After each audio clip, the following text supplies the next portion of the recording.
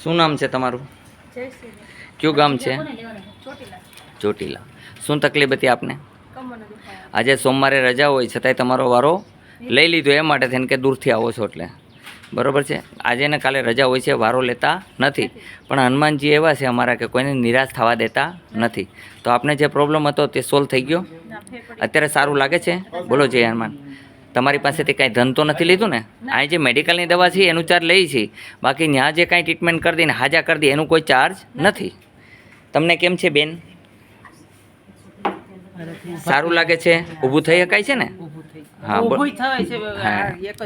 બધું રેડી થઈ જશે. દવા લઈ લેશો ને? હો ને, હલાશે. તમને કેમ છે? સફેદ ડાઘની પ્રોબ્લેમ છે ને? તમને દવા આપશે, લગાડશો, 15 દિવસ પછી એવું લાગે તો પાછો આવવાનું, ડાઘ જતો રહેશે. હો ને, ધીરે ધીરે. હાલો, તમને કેમ છે? સારું છે. તમને બરોબર છે. તમને કેમ છે ભાઈ? તમને પ્રથમ પહેલી વાર બેઠા કેમ છે અત્યારે? બરોબર છે. કયું ગામ છે તમારું? અમારું ગીર ખોરાસા જુનાગઢ જિલ્લો. બરોબર છે.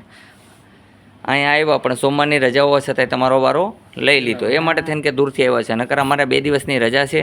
આજે સોમવાર અને કાલે મંગળવારે હનુમાન જયંતિ છે એની માટે રજા છે, પણ છતાંય વારો લીધો. આપને માજી કેમ છે?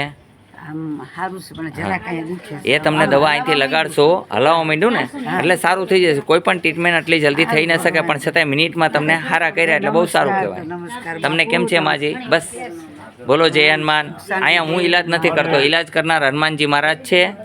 અહીંયા આવવા માટે આટકોટથી ગયણીથી થોરકાંડ રોડ ઉપર આદેશ આશ્રમ આવેલો છે. ચેતન હનુમાનનું મંદિર છે. અહીંનો સમય છે સવારે 9 થી 12, સાંજે 4 થી 6, અને સોમવારના દિવસે વાર રજા રહીએ છે. દર સોમવારે રજા હોય જ છે, માટે સોમવારે કોઈ ધક્કો ન ખાવા નમ્ર વિનંતી. કાલે હનુમાન જયંતિ છે, કોઈ પણ માટે પ્રતિબંધ નથી. આવી શકે, દર્શન કરી શકે છે અને લાભ ઉઠાવી શકે હનુમાન જયંતિનો.